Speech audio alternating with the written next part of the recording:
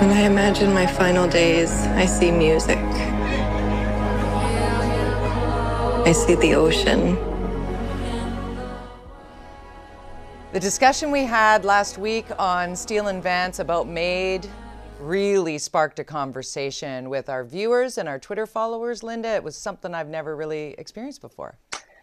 Yeah, the woman in that Simon's ad for medical assistance in dying, Jennifer Hatch from BC, since that ad came out, people said she didn't want to die. And we've had so many people reach out. So let's show just some of that feedback. And I want to read this first email that came in from Annette Fleming, a viewer. She said, being a retired nurse, I fully support medical assisted dying. When people are suffering unbearably, it is an option for each individual. There are built-in safeguards and counseling in the MAiD process, which provide guidance to each individual.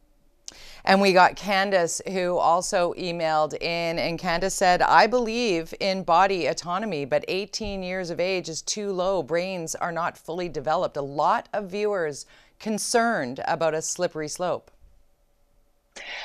So much feedback. Here's another email we got from a Steel and Vance watcher. I've suffered from chronic pain for 22 years and depression for over 40 years.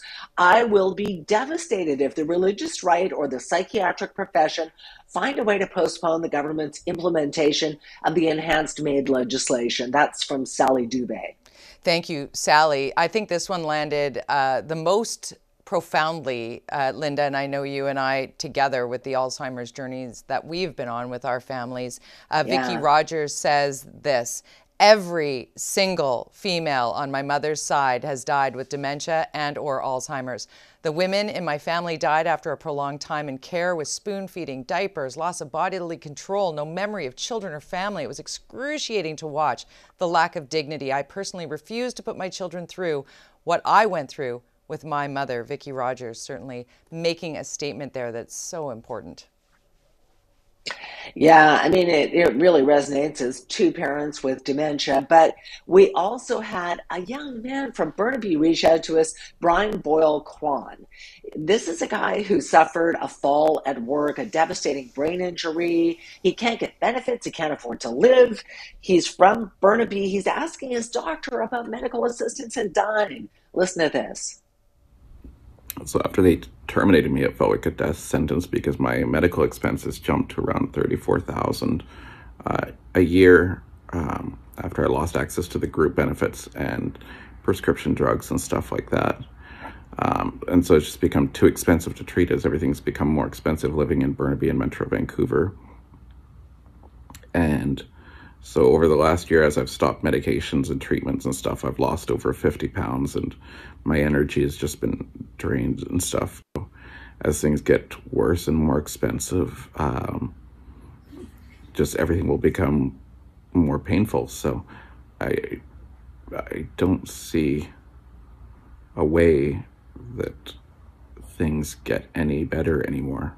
If it's too expensive to live now, and I can't go back to work and to get benefits again since they terminated me, I don't know how I get any better. So yeah, that's a bit about my situation, I guess. Oh, Brian. You know, all I have to say about Brian is, first of all, thank you for sharing your story and being really honest. This is a young man. So I said last week on the show that in terms of having access to medical assistance and dying, if you have a mental health issue, that it should be your choice, your body, your choice. But if you're someone who doesn't want to die, you just need services and you need support and you're not getting it, then that's not okay. And government should make sure you get those services. And MAiD has to be a fully last resort. So yeah, I mean, I don't think anybody should accept killing themselves because they can't get services that they deserve. Hear, hear. And one thing we know for sure, Lynda, is this conversation has only just begun. And we got to pause it here. We'll continue to chat, though. Remember, you email us. We respond to you. You can be a part of this conversation. We're going to need you to be a part of the next conversation as well. There are our contacts right below there. the squeeze is on. The interest rate hikes have a lot of people panicking financially. And it's something that we're going to get to with a little bit of advice from mortgage brokers who know what they're talking about if you're feeling the squeeze. We'll get to that next on Steve.